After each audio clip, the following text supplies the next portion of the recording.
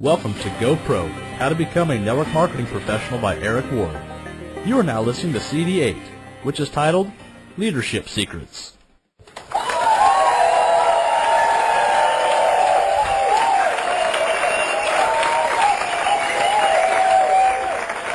Okay, well, we have made it. I wonder how many people skipped to CD number 8 to see if there's any secrets. Probably not that many. Let's give one quick round of applause for the people who made it this far.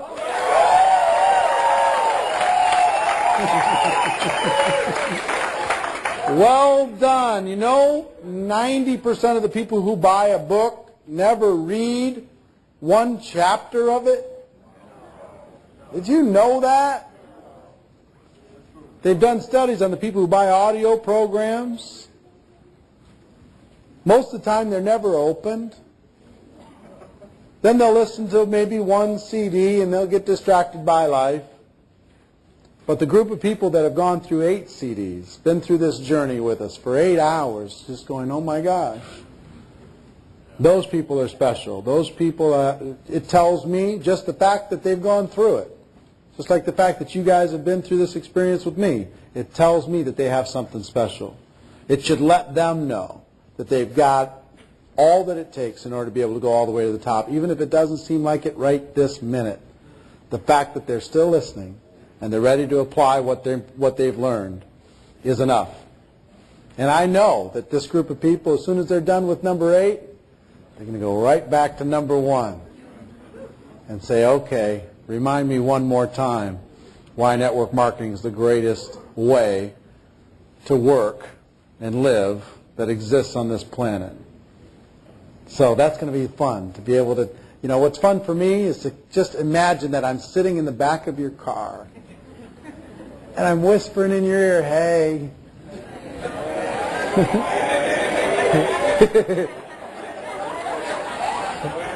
Not that kind of hey.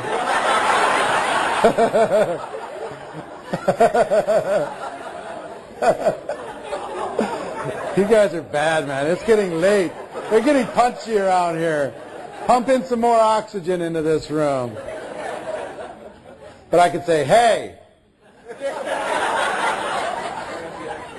you have more inside of you. You've got more that you can do. You've got more that you're meant for. The world is waiting for you to show up and become the leader that we know that you are. And we're going to tell you that over and over and over. So it's going to be fun to ride around in the car with you long after this day is over. That's the fun part of what we get to do. So this last subject, I'm going to go through a lot of information, and I might go a little bit longer than an hour, but not much longer than an hour. We want to talk about leadership. We want to talk about your ability to build a large organization. Because that's what it takes. There's one skill set to sell your products and services. That's fine. Check that off. There's another skill set to recruit somebody. The world's full of people who could recruit somebody and didn't have an organization to account for it. People who brought in 20 people and said, why didn't those 20 bring in 20? I don't get it. Leadership. It takes leadership to pass the baton. It takes leadership to learn not only how to lead an organization, but to teach them how to become leaders themselves. That's a skill that just has not been taught in any environment that I'm aware of outside of our business. How to truly nurture and develop another person to become a leader that's as strong or stronger than you, and then teach them how to develop the next generation and lead them into a place where they're stronger than you. Most people are too threatened for that, but not here. 3 different kinds of people in this world. Group number 1 are the pessimists. And the pessimist says, given enough time, are things going to get better or worse? Worse. If this is where we are today, they think, well, it's probably only going to go down to here. It's going to get worse. And for them, in their reality, how often are they right? A lot of the time they create this reality. And you know what? They're proud of it. Told you. Told you the economy was going down. Told you I was going to lose my job. Told you my marriage wasn't going to hold together. Told you I was going to lose weight or gain weight. Told you. Told you our market was going to fall apart. Told you. They love it. It just kind of, it's part of their brand. Oh, you other people. They think they're cool about it. That's the pessimist. Second group, big group, are the realists. I'm not one of them pessimists. I can see the world as it is. I'm a realist. I'm not those crazy optimists either. Those people are ridiculous. I'm a realist. And here's what a realist does. To a realist, you know what's really important to a realist? That they don't look bad. Their ego is huge to a realist. They never want to be wrong. It's so important for them to be right. They never want to be called out. They never want to be embarrassed. The realist has this cloak of, please respect me.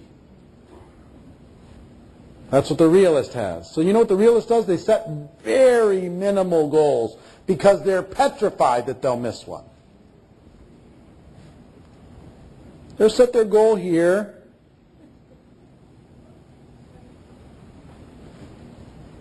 And how many times does the realist hit their goal?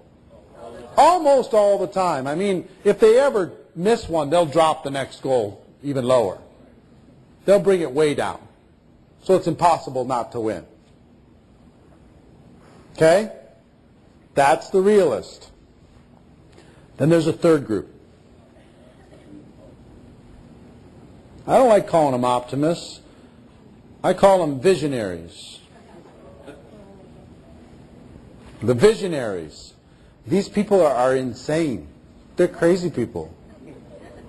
They're not reasonable at all. They don't pay attention to any of the rules. They don't follow any of the stuff. They don't care what other people think of them. Weirdos. And they say, this is where I am today. I'm going here.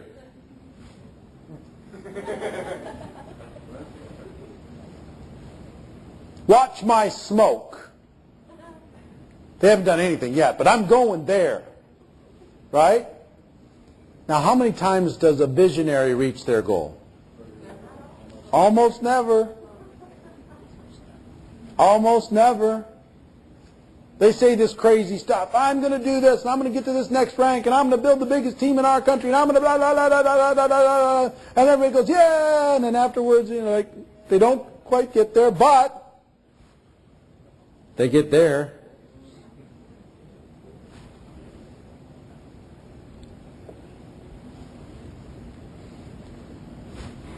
You see that? They get there.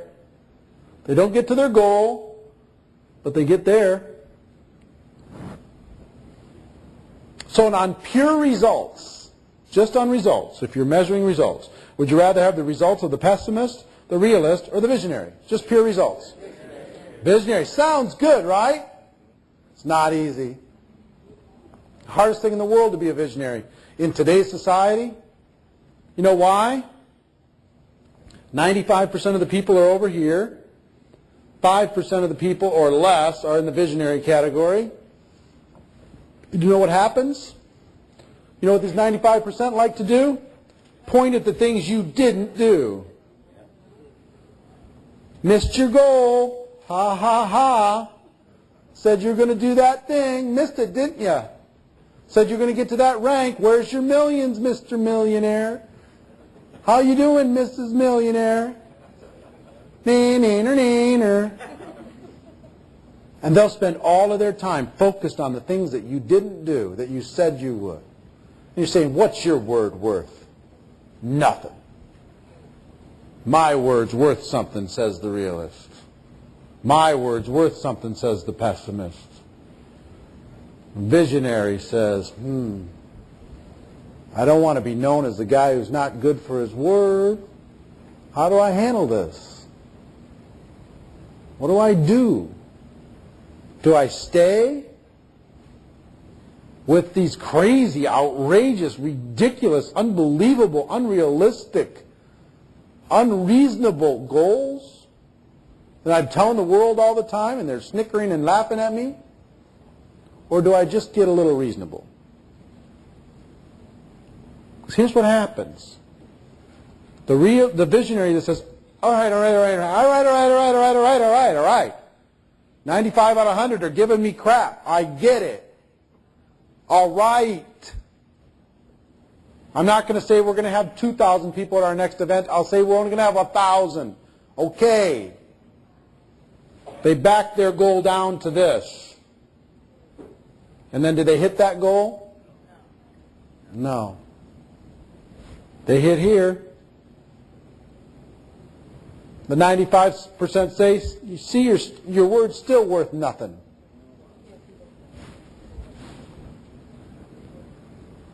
Your word's still worth nothing. You didn't get your goal there either. You say, well, I hate people making fun of me. I hate them laughing at me. So I guess I'll just bring it down here next time. Did they hit that? No. But they hit here. 95% still poke fun at them. Tell them that they're worthless. Tell them that their word means nothing. Tell them that they're failing. And you know what? Unless you have incredible courage, you know what your next step is? Become a realist. Become a realist with the other 95% and say, okay, I'm just going to try and recruit one person a month and I hope to see what happens. And if you stay a realist long enough, guess where you're going? You're going to become a pessimist. You're going to say, you know what? Maybe this life isn't worth pushing like you should push. I tried. I went to the mountain and they beat me down. Now, sounds sexy to be a visionary, doesn't it? At the beginning it does. Let's judge the results. Where do you want to be? Visionary. Yeah, that's the only place to be. Until everybody in the world saying that you can't live up to what your words are saying. Everybody's poking fun at you. Arthur Schopenhauer said all truth goes through 3 stages. First, it's ridiculed. Second, it's violently opposed. And third, it's accepted as self-evident. That's where all truth goes. And guess what every great leader in the world has had to face was this dilemma. What do I do when 95% of the world are lined up against me? When they're reminding me every day of my failures? How do I stay strong? That's where your reasons come in. You say you want to be a leader? Really? Okay. This is the price of entry. The price of entry says part of it's going to be a little bit more lonely than you think at the beginning. And then you'll gather a group of like-minded people that'll support you. But you got to stand strong, because if you falter at any step along this way, you're on your road to realism and then pessimism. Take a look at all great leaders. Mahatma Gandhi. What did he have to say in order to be able to create this vision for his people? How unreasonable was that? Nelson Mandela. How unreasonable was that? Winston Churchill. How unreasonable was that? Martin Luther King Jr., how unreasonable was that in the face of how much hostility? How unreasonable was that? You know what the call of every leader in the world is? In its essence, there is a promised land, and we can get there together. Every leader that I have ever known, there's a promised land, and we can get there together. And for you to be strong enough to be able to withstand these negative and pessimistic forces that will drip on you, you're going to have to say, you know what?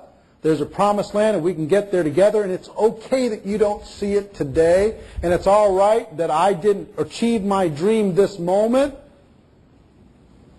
but we're going to get there. Maybe in my lifetime, maybe not for many of these leaders, but we're going to get there. This is our dream. This is where we're going, and we won't be stopped. Do you understand? This is some serious stuff that I'm talking about right now. The difference between pessimist, realist, and visionary is real, and it's hard. I had a guy come up to me after I was in the business for 3 years. And he said, Eric, all this crazy talk is not serving you.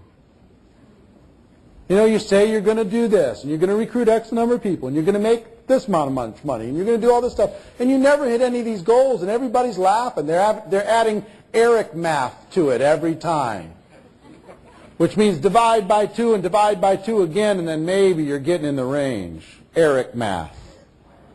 Classic talk of the realist and the pessimist. And he pulled me aside and said, this is not serving you. You got to get better with this. And you know what? He almost got me. It was this close till I realized he had a paper route. And he was 60.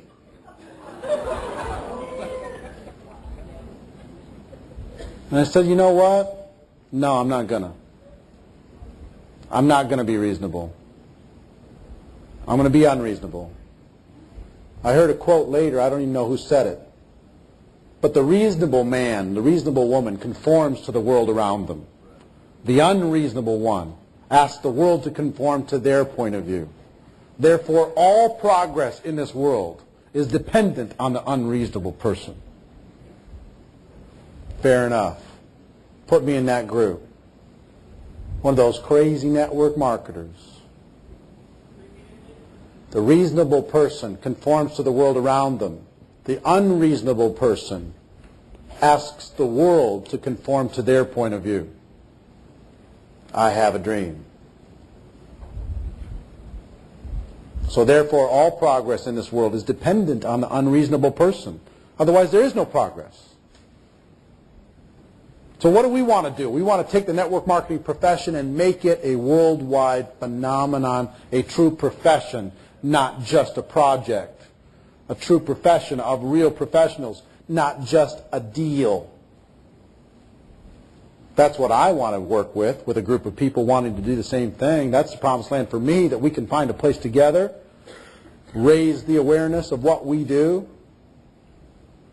help other people escape from the matrix. That's what I want to do. So my hope, as we start this, is that you're willing to be unreasonable. You're willing to be outrageous. You're willing to put yourself on the line with crazy, outrageous, unbelievable, over-the-top goals, and you tell the world what they are. And you let your group know there's a promised land, and we can get there together, no matter what anybody says. Let the pessimists and realists live by themselves. We're a different group.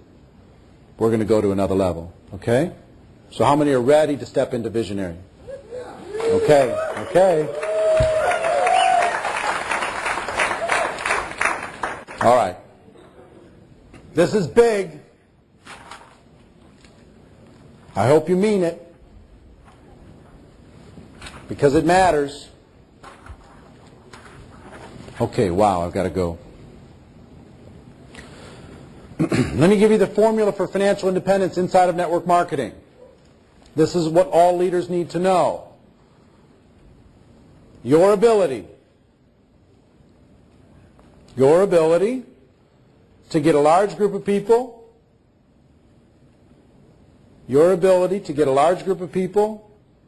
to do a few simple things over a consistent period of time.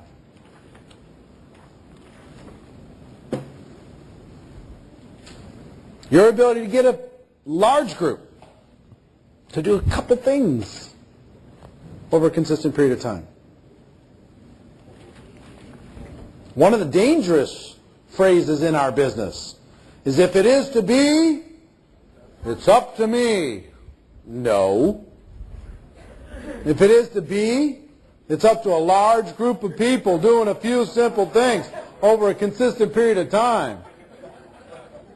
If it has to be up to you, then you're going to kill yourself, because you can't keep all this in your control. You can't keep it all inside your craft. My first 3 years in network marketing, I rebuilt my organization 7 times from 0. So if you're less than 7, count yourself on track. It's going to be fine. 7 times. Built it, lost it. Built it, lost it. Built it, lost it. Built it, lost it. Then through the power of third party, and the power of building a core system, and the power of culture building, I learned this formula. What can I get a large group of people to do? What simple things that can they add to their life? And they can actually do, really, over a consistent period of time. I wonder. If we use tools, can I get them to do 2 tools a day? I wonder. 2 exposures a day. Could I build that into the culture? I wonder. Maybe I could. Could the average part-time person do that? Yeah. Could I get somebody to share the product on a daily basis? Yeah, I'd probably do that. Could I get them to attend an event once a month or once a week in their market, depending on what the market was? Well, probably. And every company in here is going to have a different core system. So forget about what I'm talking about here specifically. Think about what's core inside of your organization and say, what are the few simple things I'm going to get my organization to do on a regular basis? And focus there. Spend your time there. That's where leadership needs to show up, is to work on that formula. I thought if it is to be, it's up to me, and that's what I did for 3 years. And then I graduated to, no, I can't do this all the time. What I'm going to do is I'm going to train 10 personally sponsored ninjas. And they're going to know everything. They're going to have answers to everything. They're going to run the meetings. They're going to solve everything. They're going to recruit everybody. It's going to be awesome. And I only had to replace about 1 ninja every week. They just disappeared. So I was in the ninja training business, you know. I needed my own dojo. Bring them in. Okay, you're next. Okay. You know what I mean? Like, oh, this stinks. And then I let go of all that stuff and I said, okay, what can we get a big group of people to do consistently? Build a culture around it, like any great organization does, like a church has a culture and a military has a culture, and, you know, different companies have a culture. Different ethnic groups have a culture around the world. We could build a culture inside of our network marketing business where this is what we do. We get up, we get dressed, and we do this. Whatever that is. Okay. If I focus there, if I start there, then we can really create some duplication. We can create some leverage. Now it's just all about leadership, getting everybody to buy into those few simple things over a consistent period of time. Okay. Got it. So, the formula is critical. Everything you do has to be held up against the mirror of that formula. Your ability to get a large group of people to do a few simple things over a consistent period of time. If it doesn't hold up, you don't get to do it. Well, yeah, but you don't understand. I know this guy who owns the bank, and he's going to help this happen, and this guy is friends with the mayor of this, and this guy owns an Indy car, and you don't know. If you can't get a large group of people to do that over a consistent period of time, the answer is no. Really? You'd walk away from that? I'd run away from that. How about professional athletes? Well, think about these professional athletes. Look, I've met with more professional athletes, and I'm so bored with it, I can't tell you. A bunch of Siamese cats is what they are. I love professional sports, but what I will tell you, what have they been trained to do? Come, put their name on something, take some pictures, endorse something. Now when I meet with athletes, you know what I tell them? I don't care about what you've done. I can respect it, but in my business, I'm the all-star.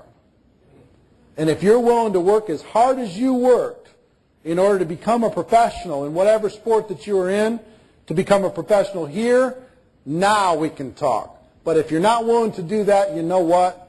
You need to go take some pictures someplace. I've had better success with that conversation than, oh my gosh, you're so amazing.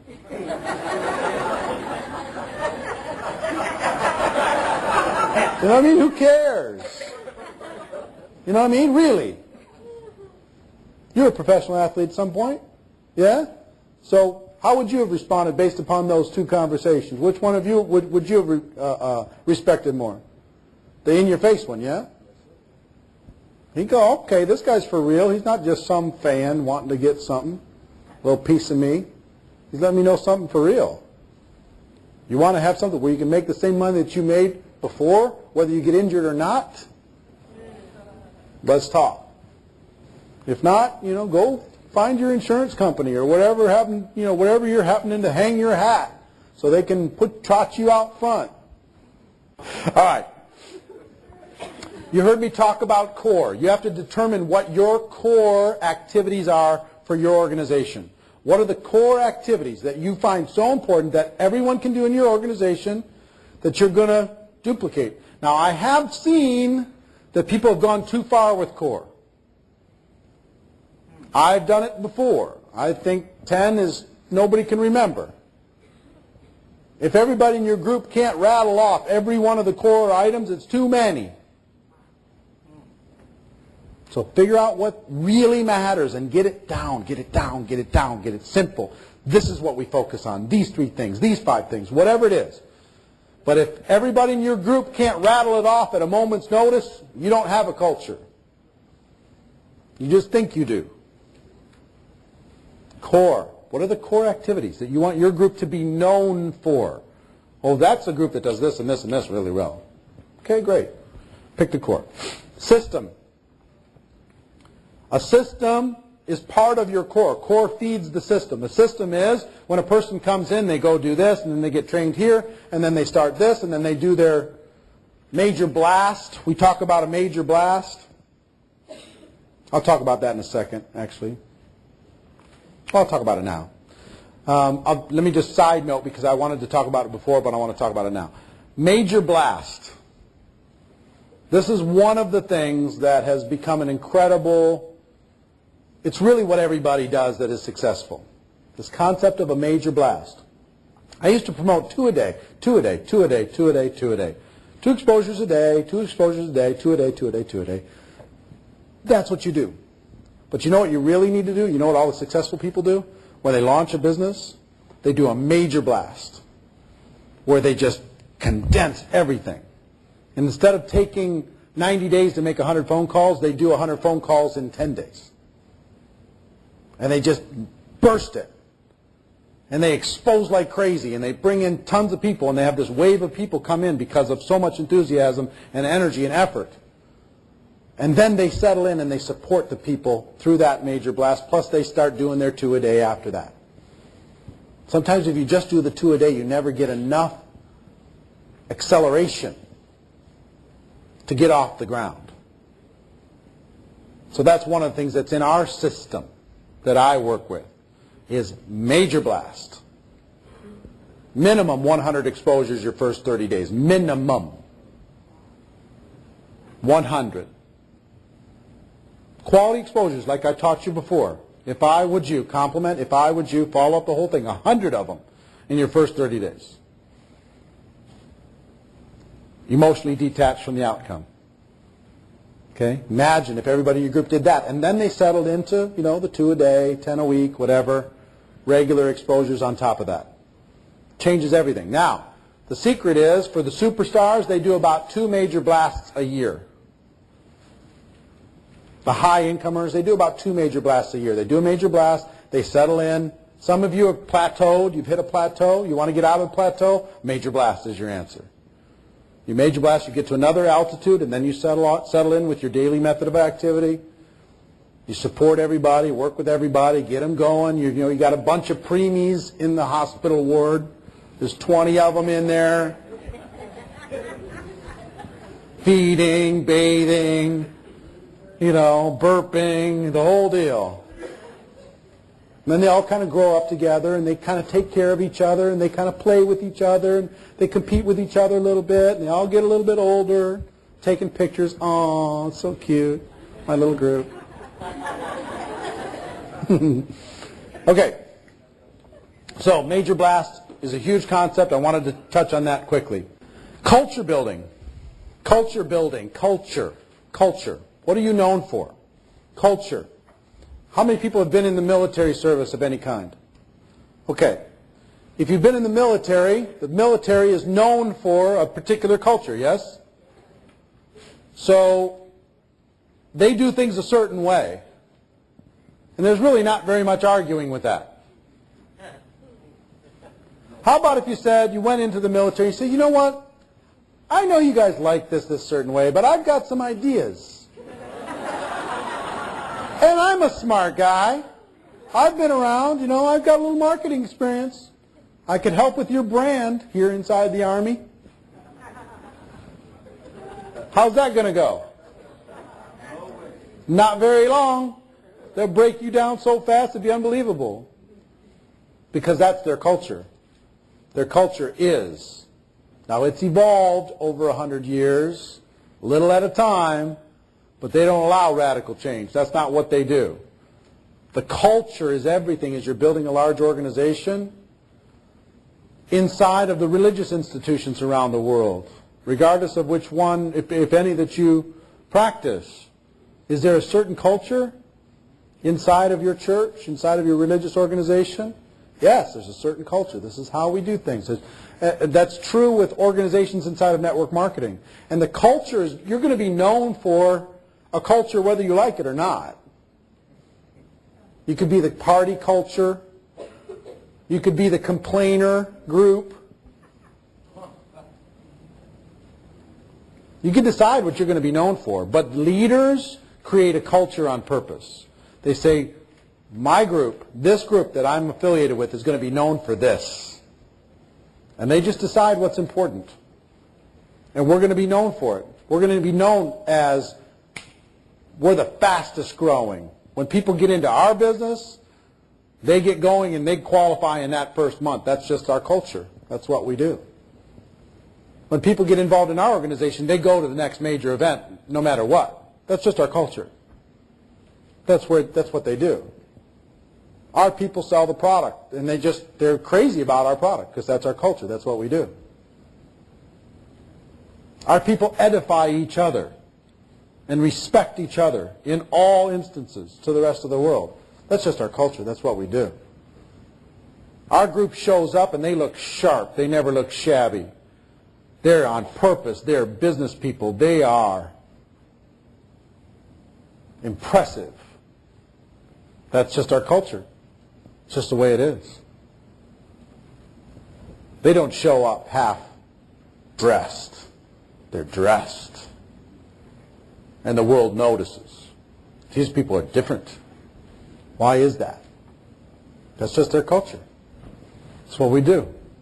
It's who we are. You want to come with us? Guess what happens? You get a suit. You look sharp starts with one suit. We'll add some shirts, we'll add some ties, and then it'll move to 2 suits. And you're going to look sharp, because that's what we do. Understand? You can have a culture of people who are prepared at all times to do a presentation, versus the people who are saying, "Hey, do you have something? Do you have a brochure? Do you have a CD? Do you have the product? Do you have something? Do you have something? Can I borrow something?" That could be your culture. Or it's the culture of we're ready, we're armed, we're ready, we're prepared at all times. It's all a decision. You know when I know a strong culture's come into place? A leader showed up. Leader showed up and made it so. It starts from a decision, and then you drive that culture. And I will tell you, it takes at least a year to drive any element of a culture into permanency inside your group. Whatever you decide to be important, it's going to take a year of pounding on it in order for it to happen. But that's what leaders do. Take a look at every great leader in the world. They had a culture. They protected it aggressively. And they promoted it relentlessly. What are you going to be known for? Next, for leadership is problem solving. Problem solving. You're going to be known for two things in your network marketing business. The problems you solve or the problems you create.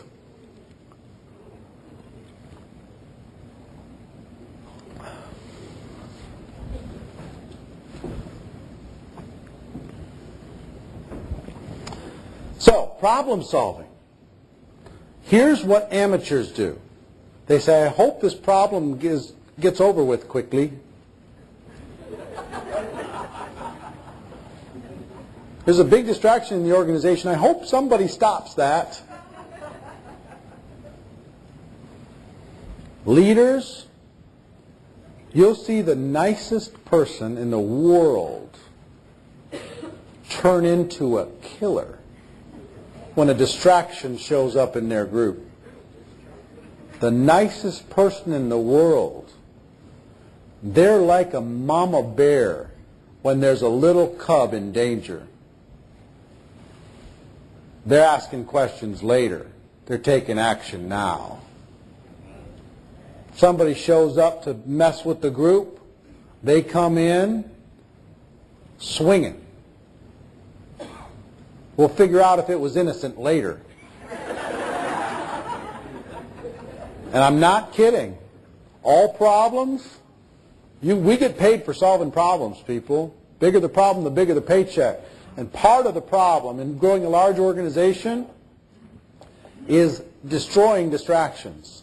Let me give you a good phrase. The best defense is a fast offense.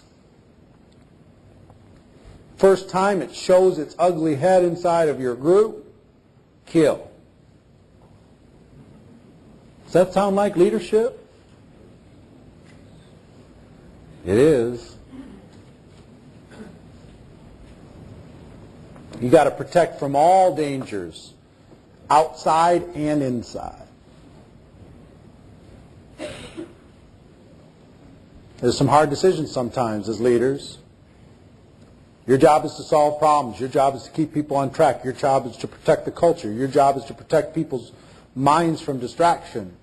Not to control other people, but to protect other people like a leader does. Don't think that every leader I mentioned prior didn't have huge distractions come in, like being thrown in jail, like being persecuted beyond your imagination. But what did they do with their culture? They said, no, we're focused here. When they were pushing on Gandhi hard, we got to fight back. No, that's not our culture.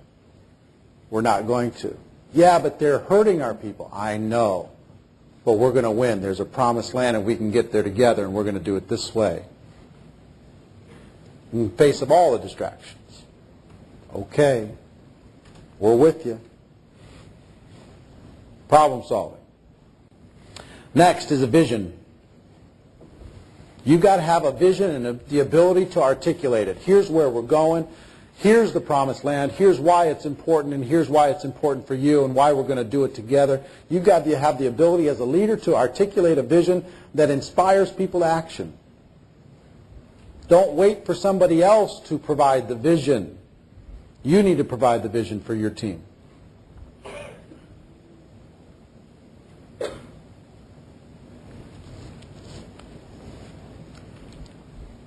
Not only do you have to have the vision, but you have to have the ability to articulate it. There's more visions out there in this room that have never been heard by other people. You have to have the ability to articulate it in a way that causes people to take action. That's your job. Now, I know I'm talking about wild stuff. We were just talking about getting started, this happy stuff just a few minutes ago. And that's all true. But again, this is serious stuff because we're trying to liberate people from unhappiness. We're trying to help people go into a better direction. And guess what needs to happen in order for that to work? We have to provide a culture, and we have to provide a vision, and we have to provide leadership to be able to inspire people to do that. Because without that, they won't be able to hold on and have faith long enough for that faith to turn into hope and that hope to turn into belief. That's what a leader does, is it helps them through the faith and the hope stage until they get to belief. People need to follow you before it's obvious to the rest of the world.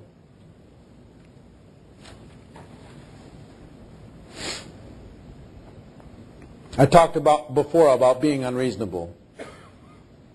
It's one of the it's one of the top attributes, is being unreasonable.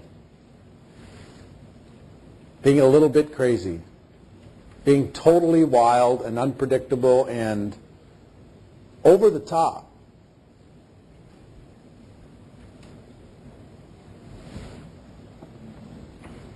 There's a promised land. And we can get there together. That's the message of every leader. And you say, even if I only have one person, or I have nobody in my group, am I going to say that to my prospect? In a matter of speaking, yeah. We can get there together. Let's lock arms and do it.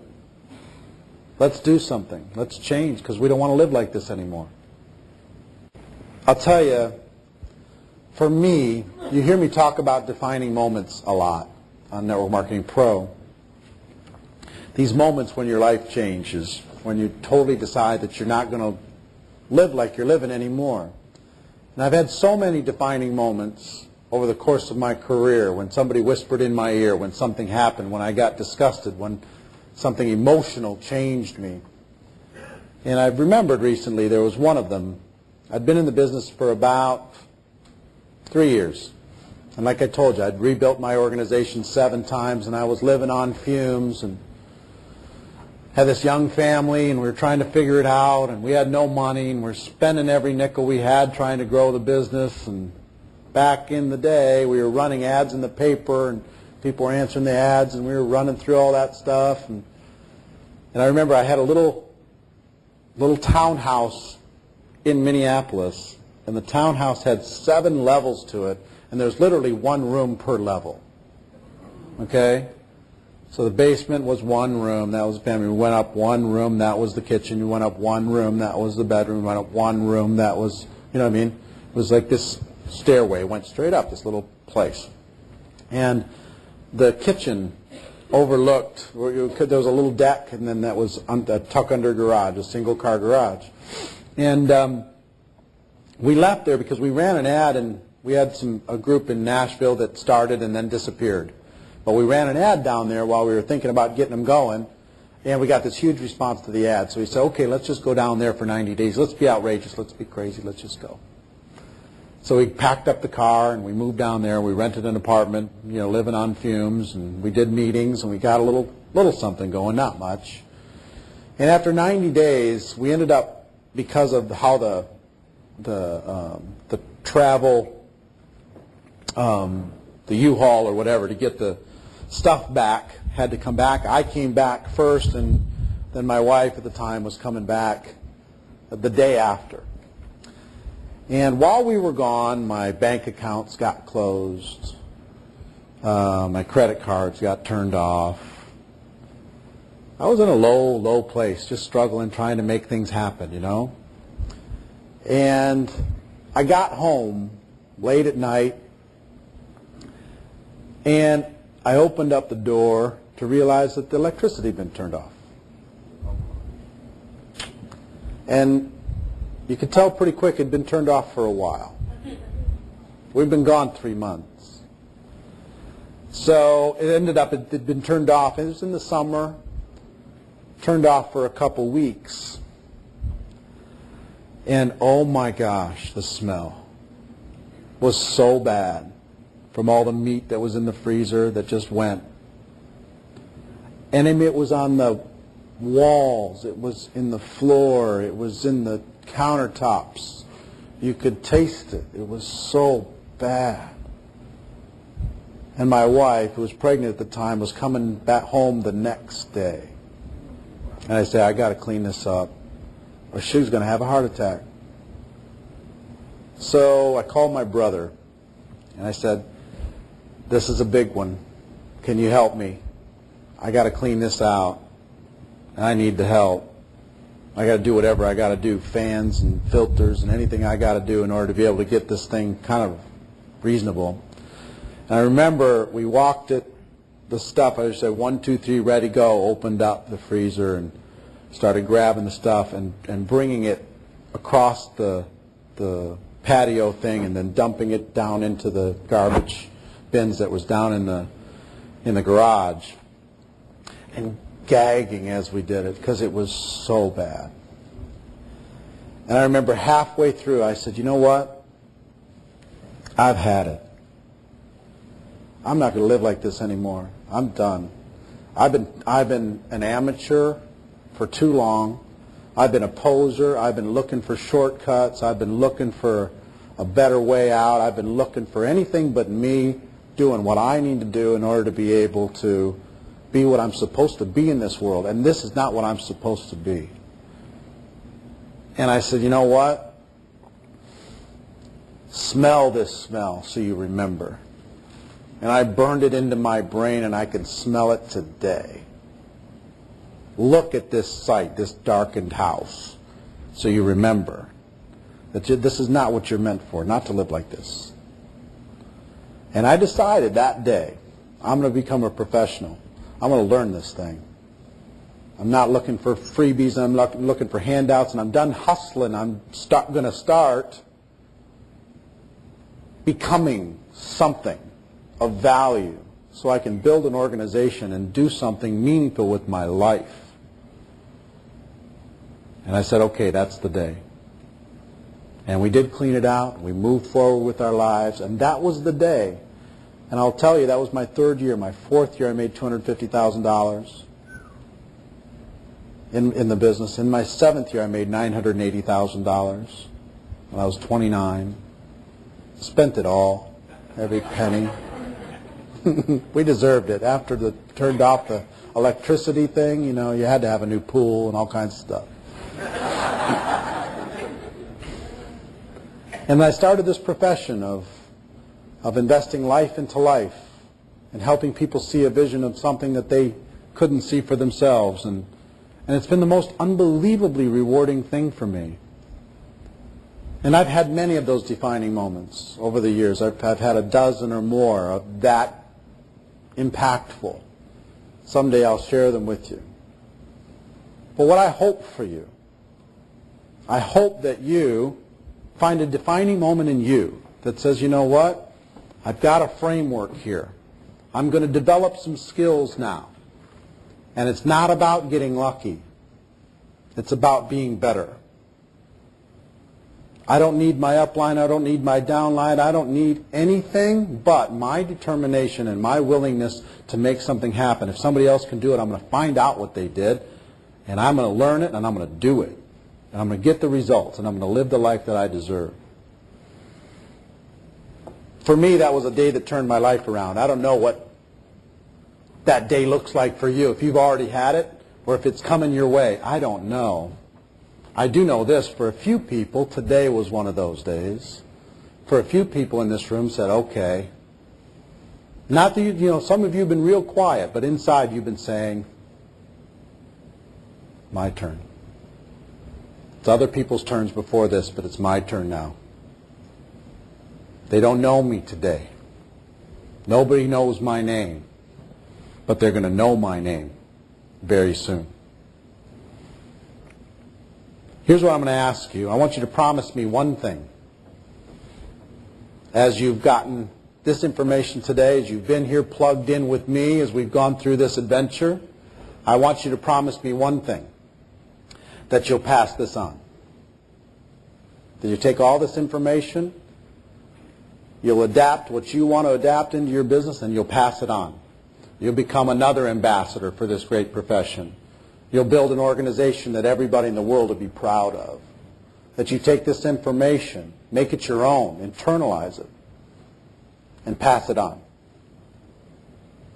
So, to my incredible friends, my wish for all of you is that you decide to become a network marketing professional, that you decide to go pro. Because, ladies and gentlemen, it is a stone cold fact that we have a better way. Now let's go tell the world. Everybody, thank you very much. Love you. Thanks, guys. Thank you for listening to Erric Worre's Go Pro, How to Become a Network Marketing Professional audio album. For more business building resources, visit networkmarketingpro.com. This audio recording is copyright protected through U.S. and international laws. No portion may be reproduced, duplicated, or distributed in any form. Thank you.